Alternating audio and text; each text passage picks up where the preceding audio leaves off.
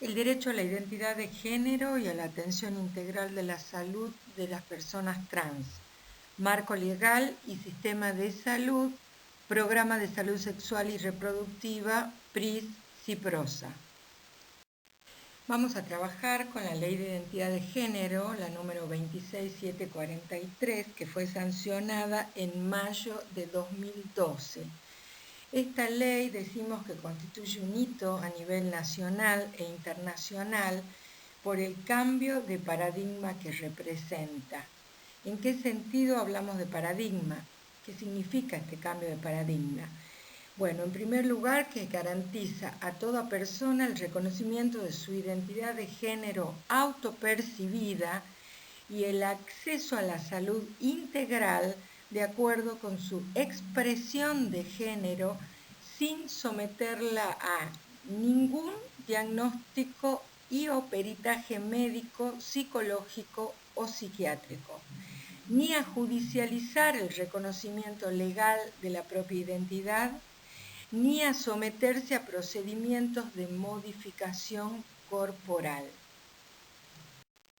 Cuando hablamos de cambiar el paradigma, hablamos de cambiar el punto de vista y decimos que vamos de la patologización de estas identidades trans al paradigma de los derechos humanos, que es la manera en que consideramos todas las identidades que salen, que están por fuera de lo heteronormado y del binarismo.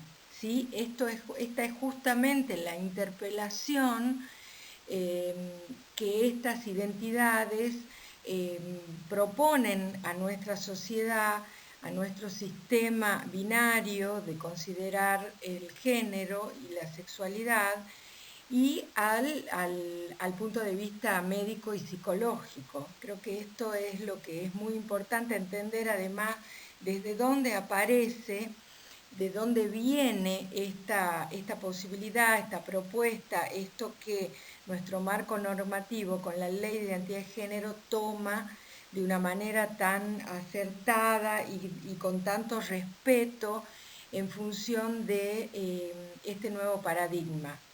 Decimos que hacemos un poco de historia porque ya hay antecedentes desde la década del 70 en diferentes países donde hay un reconocimiento, donde aparece este reconocimiento estatal a estas identidades que llamamos trans.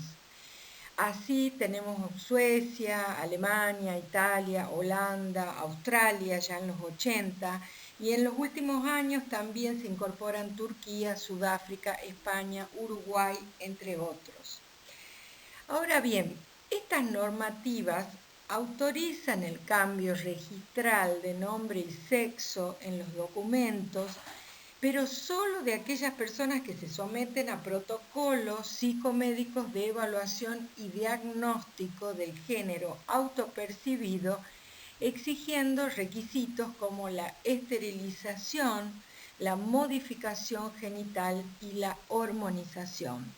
Requisitos que en nuestro país no se exigen. Digamos, para nosotros es suficiente la autopercepción que la persona tenga sobre su género.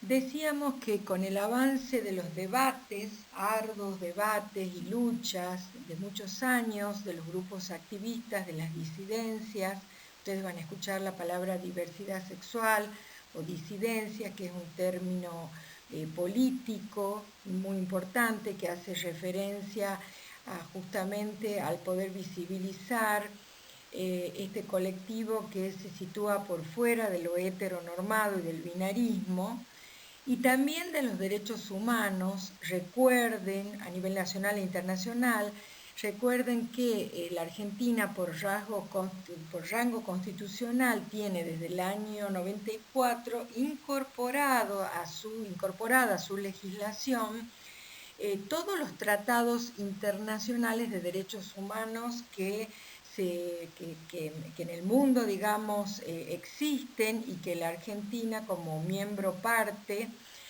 suscribe. En este sentido, decíamos que a partir de estas luchas se instala, se formula un nuevo paradigma que reconoce las expresiones o identidades de género de las personas y su autonomía en las decisiones relacionadas con su cuerpo, como derechos humanos fundamentales que no deben ser vulnerados. Recordemos que como integrantes del sistema de salud, este es un principio básico desde donde ver la salud como un derecho, ¿no? El principio de autonomía sobre el propio cuerpo.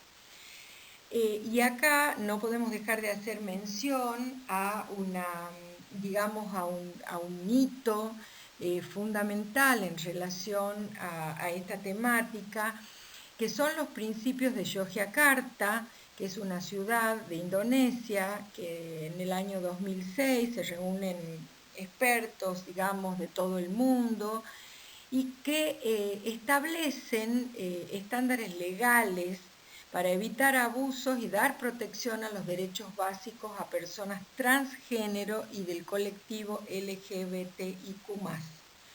O sea, estos estándares legales y de protección son, uno de ellos son nuestra ley, la ley de identidad de género, también la ley de matrimonio igualitario, permite la protección de un derecho civil muy importante, pero nosotros somos, dentro de los poquísimos países del mundo, que tienen incorporada a su legislación una ley como la Ley de Identidad de Género, porque como decíamos anteriormente, hay otros países que reconocen las identidades trans, pero siempre con condicionantes como dijimos, tratamientos de hormonización, como operaciones de cambio de sexo, como tratamientos psiquiátricos y psicológicos que a veces duran hasta 2 años y donde a partir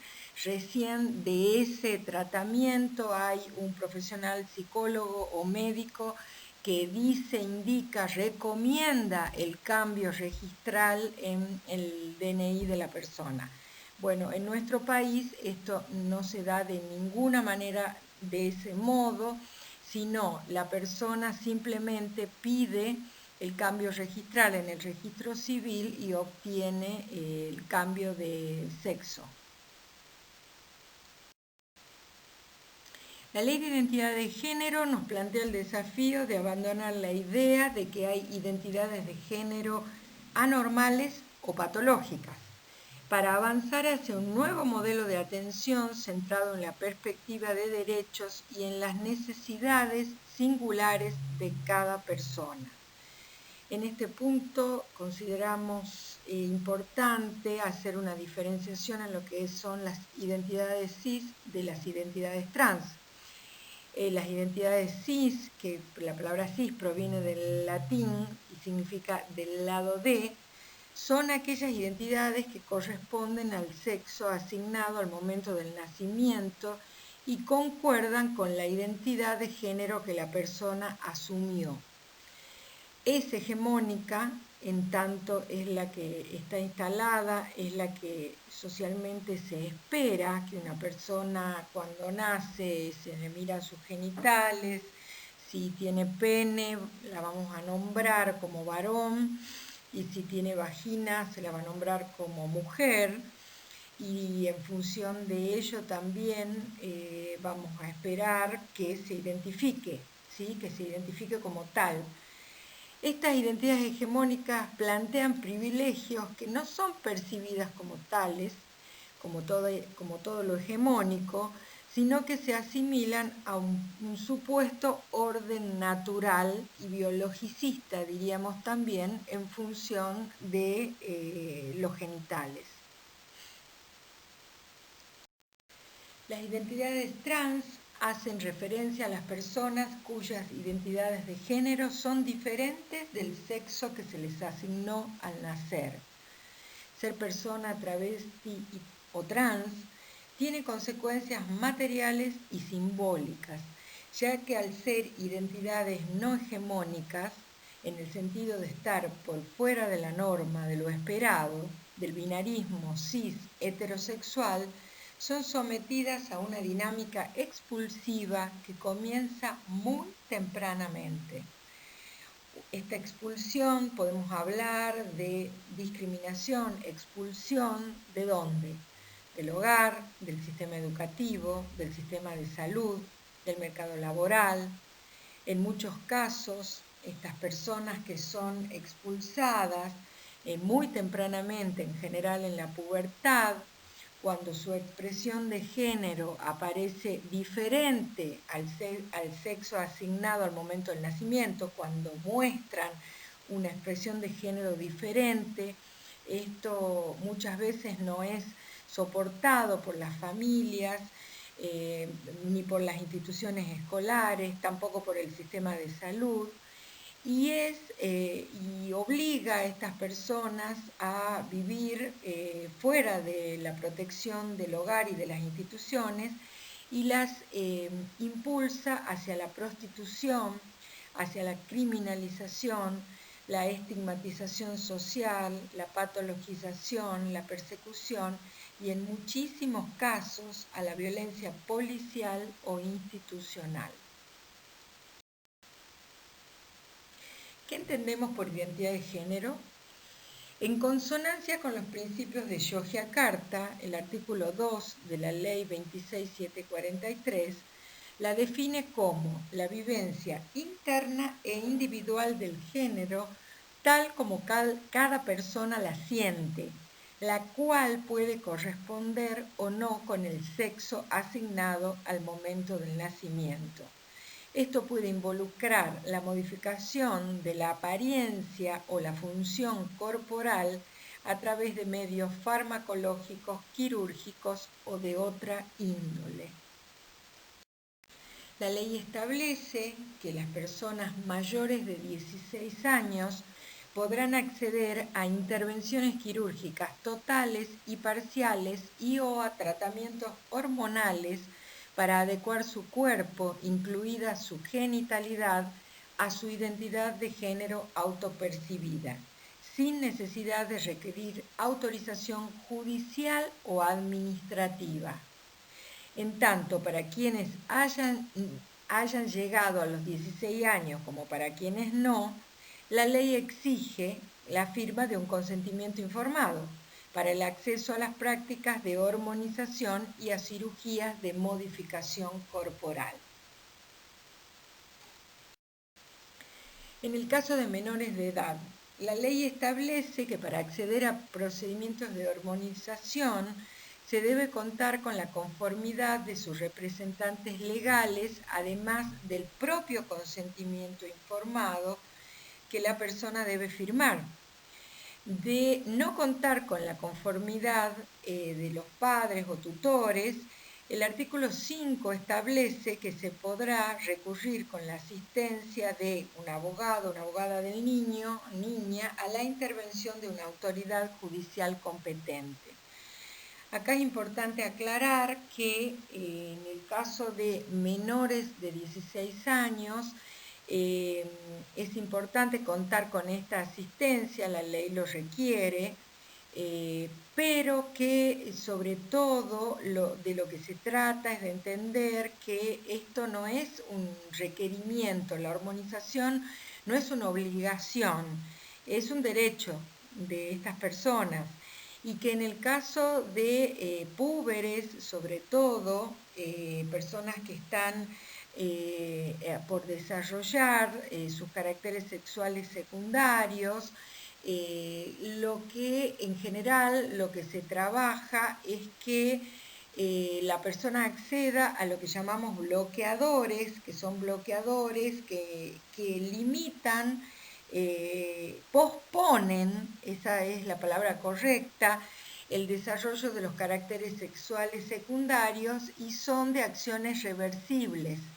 En realidad, la hormonización en general es reversible y requiere siempre de el consejo, el acompañamiento y la intervención médica.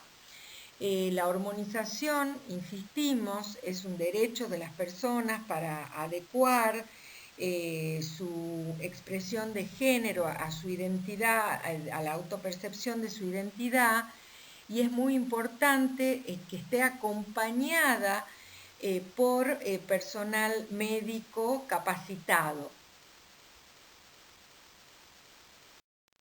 El cambio registral.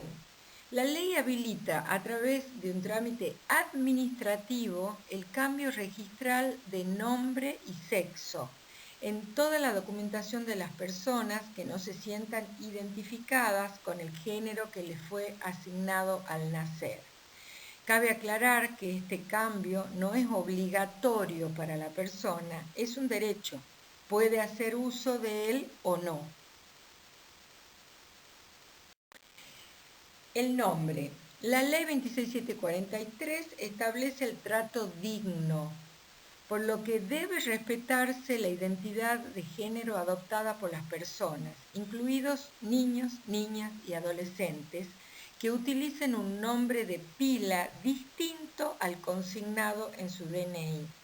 A su solo requerimiento, el nombre de pila deberá ser utilizado para la citación, registro, legajo, llamado y cualquier otra gestión o servicio, tanto en los ámbitos públicos como privados. ¿Cómo procedemos en el sistema de salud? Respetando el nombre y género de elección, tanto en relación con la sala en la que deben ser internadas las personas, como en los instrumentos de registro, expedientes, historia clínica, planillas, certificados, etc. Esta es una pregunta que surge mucho en las capacitaciones.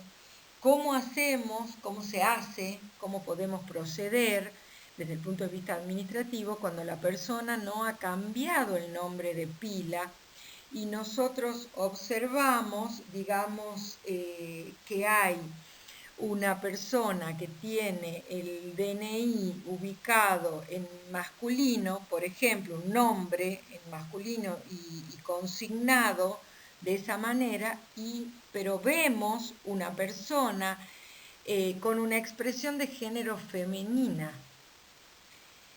Bueno, ¿qué hacemos? La tratamos, la anotamos, hacemos los trámites correspondientes con el nombre que la persona tiene en el DNI o con lo que la persona expresa y con lo que vemos.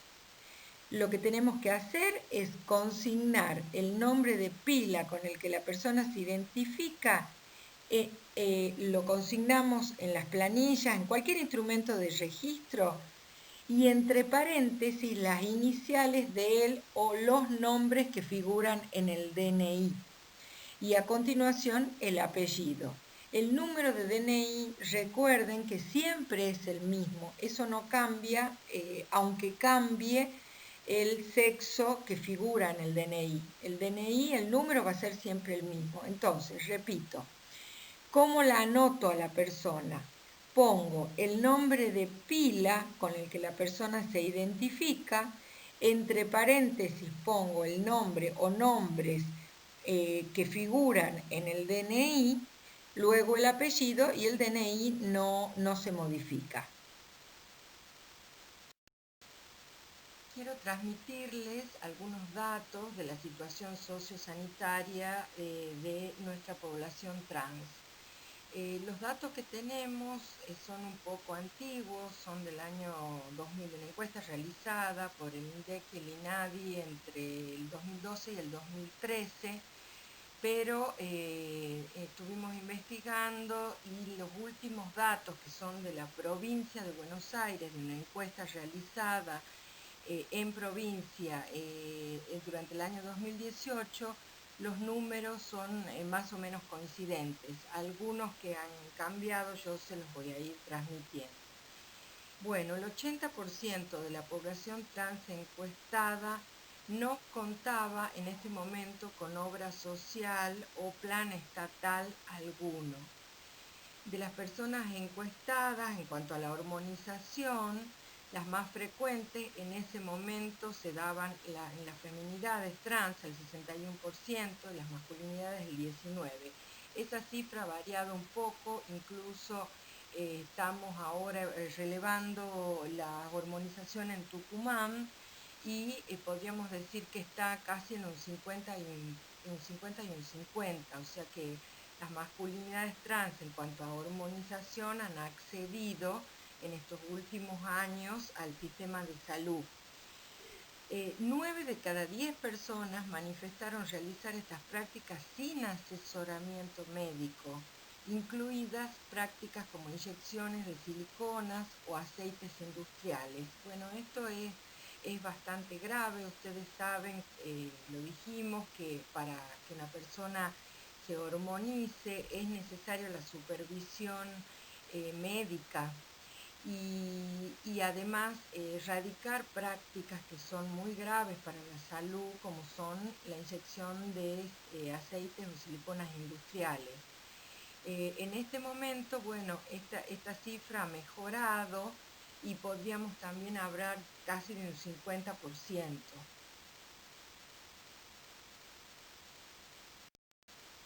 El 91% de las personas encuestadas señaló haber sufrido violencia, situaciones de violencia en escuelas, hospitales, transportes y oficinas públicas. Otro dato muy importante es la expectativa de vida de las personas trans. Es una cifra impactante, solamente entre 35 y 40 años como expectativa, cifra que lamentablemente no se ha modificado hasta el día de hoy.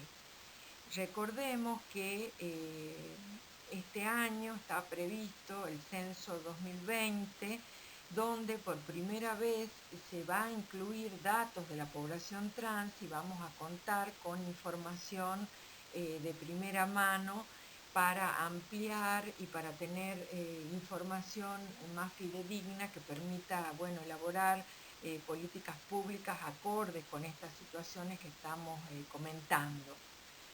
Bueno, volvamos a las causas de muerte. Podemos decir que el VIH-Sida en un 55% como causa de muerte, cifra que da cuenta de las barreras para acceder al sistema de salud. Decimos esto porque sabemos que hoy en día el VIH está instalado de manera crónica en una persona que accede al tratamiento. Entonces lo que podemos suponer que cuando hay una persona que muere de SIDA es porque no ha accedido al sistema de salud, no ha hecho los tratamientos correspondientes. En segundo lugar, con el 16% son los asesinatos. Esto también es una cifra que no ha bajado en estos años. En Tucumán también tenemos casos. El último es Ayelem. Otras causas de muerte son el suicidio, sobredosis, cáncer, complicaciones derivadas de la autoadministración de hormonas y o siliconas o aceites industriales, entre otras. Educación, trabajo y vivienda como determinantes de la salud.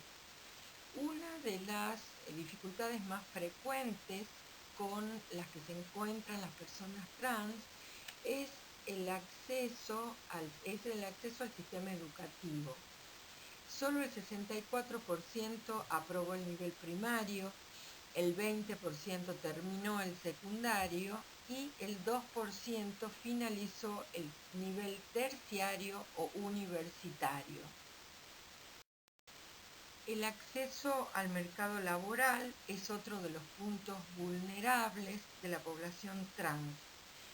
El 20% no realiza actividad remunerada alguna y el 80% restante se dedica a actividades relacionadas con la situación de prostitución u otras tareas de precaria estabilidad y trabajos no formales. En cuanto a la vivienda, el 50% de las personas encuestadas residen en viviendas consideradas deficitarias. Si hablamos de salud integral, tenemos que hablar del abordaje desde los equipos de salud. Y lo que primero tenemos que identificar son barreras. ¿Qué barreras encontramos en el sistema de salud para el acceso de las personas trans? En primer lugar, decimos que hay una dificultad de reconocimiento por parte de los equipos de salud y de la sociedad en general de la existencia de diversas maneras de expresar, transitar e identificarse con los géneros y las sexualidades y sus diversas prácticas y expresiones. Hay una dificultad para reconocer que las identidades trans interpelan el binarismo de género y la heteronormatividad, naturalizados y por lo tanto escasamente cuestionados en nuestra sociedad. Por lo tanto, el abordaje de estas identidades puede generar distintos sentimientos como incomodidad, desconcierto, temor, sorpresa, enojo, etc. ¿Qué desafíos se nos presentan a los equipos de salud? Actuar a través de prácticas y procedimientos centrados en el reconocimiento de la libre expresión y los múltiples tránsitos y expresiones de género como un derecho de todas las personas. Esto supone trabajar los prejuicios, concepciones y creencias para que no funcionen como obstáculos en el acceso a la atención ni generen prácticas discriminatorias ni violentas. Algunas pautas para garantizar el respeto de la identidad de género de las personas trans. Preguntar, en primer lugar, cuál es su nombre y de allí en más utilizarlo. Llamar a la persona por su apellido cuando no tengamos seguridad si el nombre que figura en los registros es el que utiliza. Evitar el uso de expresiones que señalen género, señorita, caballero, señora, etc. Incluir en todo instrumento de registro, planilla de turnos, historia clínica, certificados, etc., el nombre expresado por la persona y recordar que podemos incluir entre paréntesis el nombre, las iniciales del él o los nombres que figuren en el DNI y a continuación apellido. No prescribir tratamientos y o evaluaciones psicológicas, psiquiátricas a ninguna persona por su identidad de género y o expresión de género.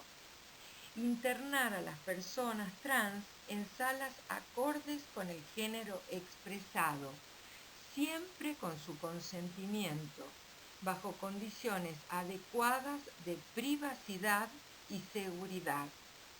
Asegurar en todo momento la privacidad, la confidencialidad durante todo el proceso de atención sanitaria. Centros de atención para hormonización de personas trans.